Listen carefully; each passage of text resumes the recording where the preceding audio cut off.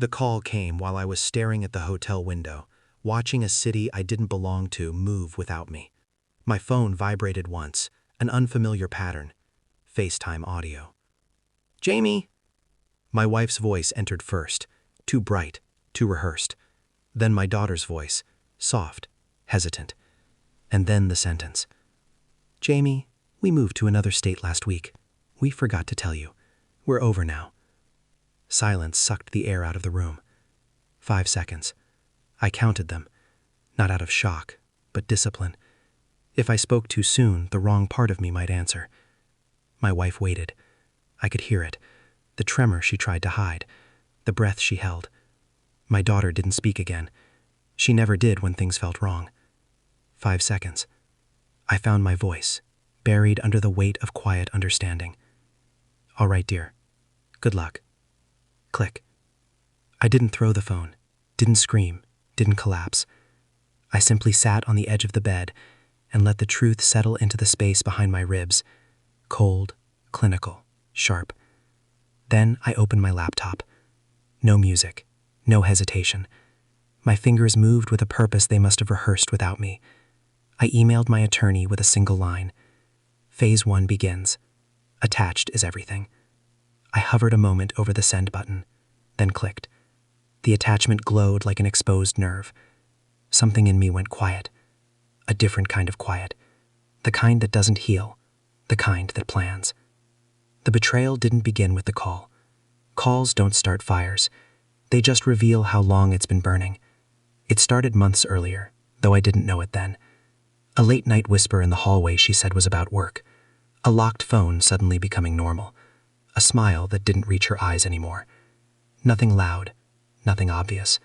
Just distance. And my daughter, the way she kept asking if I'd be home this week or next, as if she wasn't sure of something she couldn't say out loud. I had blamed the job, the travel, the exhaustion. I let logic cover the parts of me that sensed the shift. But there were moments, the small quiet ones, where a thought brushed the back of my mind, like a shadow passing behind a half-open door. What if something is happening when you're not here? What if the distance wasn't created by you, but needed by her? I never followed it. I trusted her. That was the first mistake. The second was assuming trust could prevent betrayal. So when she said, "We moved," I didn't feel shock. Shock needs innocence. I felt confirmation, a slow nod of truth. They had already left emotionally. The physical exit was just paperwork. But the final detail, the one wrapped in her rehearsed tone, was new. "We forgot to tell you." Forgot.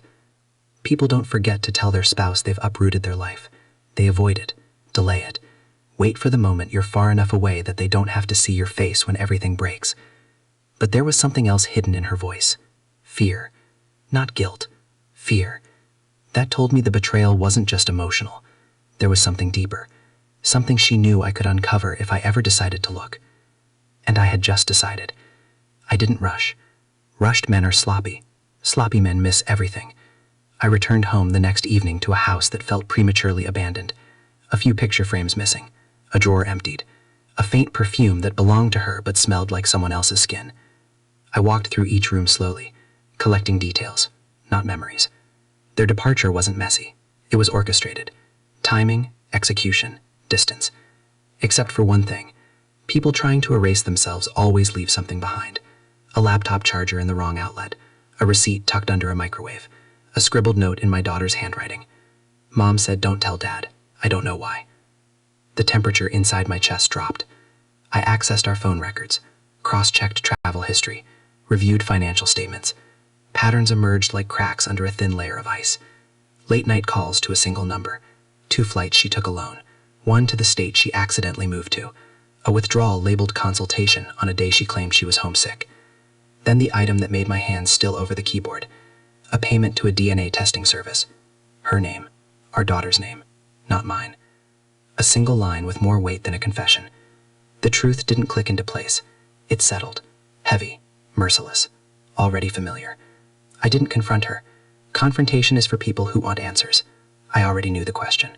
Now I just needed the evidence. I ordered my own test. Not for paternity. For verification. Quietly. Efficiently. With no emotional noise to contaminate the process. Days passed. She didn't call again. My daughter sent one message. "Are you okay, Dad?" I started typing a response. Never send it. Some truths have to wait. When the results arrived, I opened them alone, with steady hands, and everything I suspected became real. I printed the report, brought it with me, drove 12 hours to the address I knew she had moved to, an address she thought she'd hidden behind distance and silence. She opened the door quickly, like she expected someone else. When she saw me, her face drained of color so fast it was almost artistic. "Jamie, you shouldn't be here." I didn't answer. Words weren't needed yet. I stepped inside, closed the door behind me with a soft click. Her new house smelled like candles and someone else's cologne. She kept talking. Excuses, fragments, attempts to fill the silence with noise. I held the envelope by my side, calm, still. Finally, I handed it to her. She opened it without looking at me. Her eyes scanned the page, then again, slower. Her breath hitched. Her hand pressed to her mouth. You knew?" I didn't blink. "I know now." She shook her head, tears forming so quickly it looked rehearsed. "I was going to tell you. I just needed time." "Time you already took," I said quietly. She collapsed into a chair, hands trembling. The report fell to the floor. My daughter's name at the top, the truth beneath it. Her truth, not mine. She reached for me like she expected mercy. "Jamie, please, don't take her away from me." I studied her. Not the tears, not the panic, the fear. She thought revenge meant custody battles, screaming, destruction. She underestimated me. "I'm not taking her," I said. Her eyes widened, hope flickering, desperate. "But I'm correcting the story you built." I placed a second envelope on the table. Her face fell before she even opened it. Inside were printed emails, screenshots, travel logs, financial inconsistencies, enough to unravel her credibility in any courtroom. But the final page was the true blade, a signed declaration from her lover, admitting everything. He flipped the moment my attorney contacted him.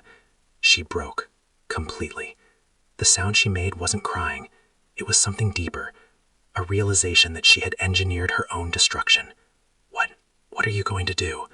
I leaned in, voice soft enough to make her freeze. Nothing loud, nothing cruel, just the truth. She understood, and that was enough to ruin her. I left without looking back.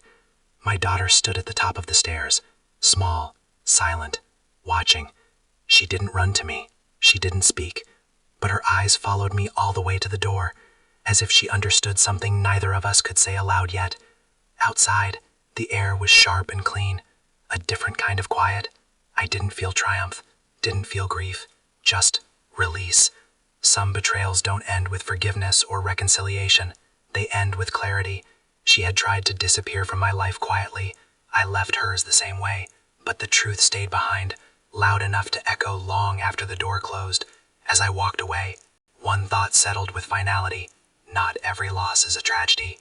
Some are a correction.